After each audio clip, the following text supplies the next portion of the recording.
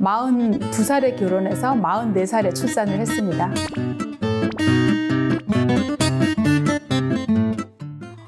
원장님, 제가 곧 출산을 앞두고 있어서 분만 신호 이런 거에 대해서 너무 궁금합니다. 오늘 그거에 대해서 좀 알려주세요. 우리가 보통 아기 낳기 한 2주 전에 이렇게 배에 떠 있던 애가 골반으로 처지게 되죠. 그러면 보통 어른들이 배가 꺼졌다 이렇게 얘기를 해요. 근데 배가 꺼지지 않으면 이렇게 배 위에 손을 얹잖아요. 그러면 손이 이렇게 돼야 되는데 손이 이렇게 얹어집니다. 평평하게. 그런데 배가 꺼지면 손이 이렇게 내려오게 되죠. 그러면서 위를 덜 받치니까 밥 먹고 소화가 좀 잘 되는 것 같고 숨이 막 차다가 숨이 좀 편하게 쉬어지는 것 같기도 하고요.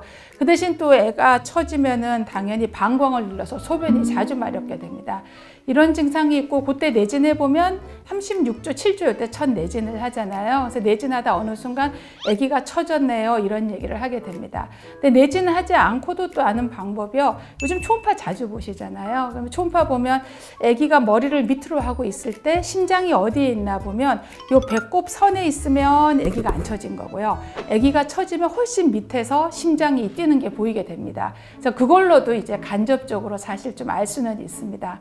근데 아기가 예정일 돼서도 안 처져 있다. 이러면은 보통 아기가 처지는 게 자연 진통이 오기 1, 2주 전에 처지거든요.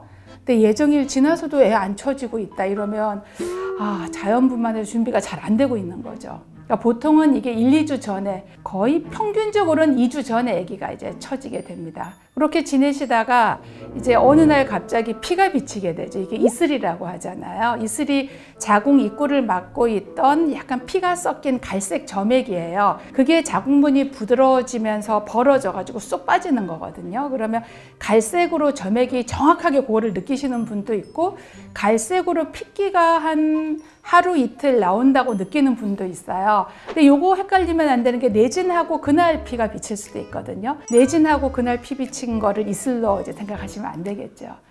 또 그렇게 피가 비치고 이슬은 보통 평균 3, 4일 안에 진통이 와요. 그러니까 이제 이슬 비치는데 갈색이 아니라 근데 만약에 붉은색 피가 비친다. 이거는 혹시 내가 이제 외래 보던 중에 태반이 약간 아래에 있다. 또 태반의 위치가 안 좋다 이렇게 들었던 분, 아니면 아기 위치가 뭐 거꾸로 있다든가 옆으로 있다든가 아기가 정상 위치가 아닌 분이 붉은 피가 비치면 요거는 이제 바로 병원으로 가야겠죠.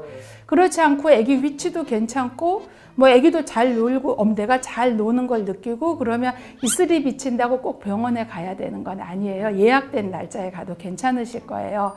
그러다가 이제 한 3, 4일 지나면 또 진통이 배가 아프겠죠. 그러면 이 배 아픈 것이 내가 병원에 가서 애를 낳아야 되는 시점인 건지 아니면 참고 기다려 봐야 되는 건지 이게 진짜 진통인지 가짜 진통인지 되게 헷갈리시잖아요. 그럼 뭐 답은 간단합니다. 애를 낳게 되면 진짜 진통이고요. 갔는데 애가 안 나오고 이거 뭐 아프다 말고 자꾸 아프다 말면 이제 가짜 진통입니다.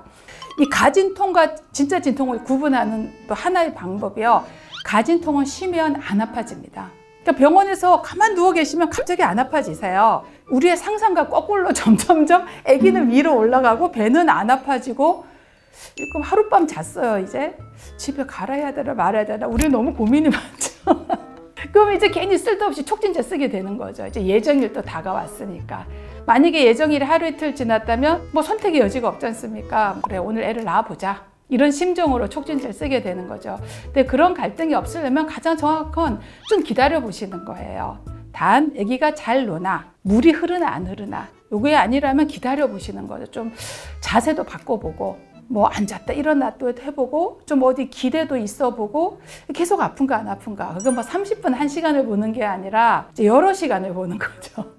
그 물이 흐른다라는 건 양수가 흐르는 거를 확인해야 되는 거예요? 이제 그것도 이제 말씀드릴게요. 이제 양수인가 이게 질 분비물인가 소변인가 구분이 안 되거든요. 근데 양수는 계속 흐릅니다. 한번 터지면 이제 양이 확 터지면 다 알아요. 다리 사이로 너무 많이 흐르니까 그때는 이거 양수구나. 내가 소변을 그렇게 많이 두지는 않았을 거거든요. 그러니까 그건 양수인지 아는데 조금씩 세면 양수인가 소변인가? 원래 내가 막달에 분비물이 많았는데 모르거든요. 근데 그런 거는 속옷을 갈아입어도 계속 흘러요. 계속 흐르면 평소와 다르게 계속 이제 젖습니다. 그러면 양수일 가능성이 높으니까 바로 병원에 가야겠죠.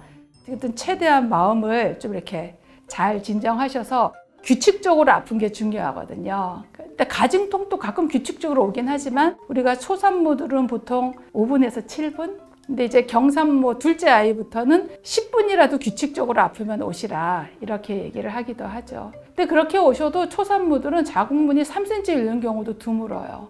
거의 뭐 1, 2cm? 하루 있다 오셔도 될 정도로.